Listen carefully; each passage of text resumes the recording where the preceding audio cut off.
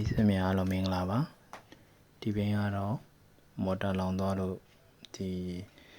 မော်တာအသစ်တစ်လုံးပြန်ချိန်တာပါနော်ဒါကတော့ Fantasy 36 48 5ရောက်ဝယ်အကျစ်လုံးပဲဖြစ်ပါတယ်ဒီပင်ကနည်းနည်းထူးဆန်းတာလေးပြမယ်ဒါခါဆွဲပင်ကိုဒါနောက်ဆွဲတက်တာပါနော်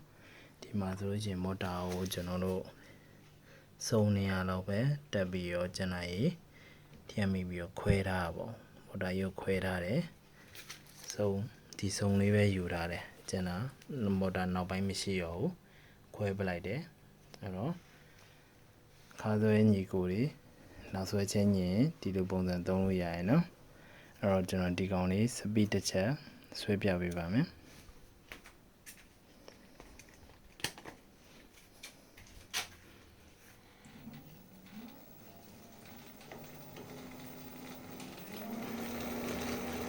ဒါတော့36ပို့ပါ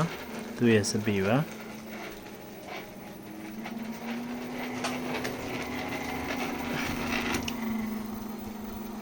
ကတ်ကတော့36 450 ဝက်ကတ်လုံမနီကတ်ကိုသုံးပေးထားရယ်နော်အားလုံးကိုကျေးဇူးတင်ပါတယ်ခင်ဗျ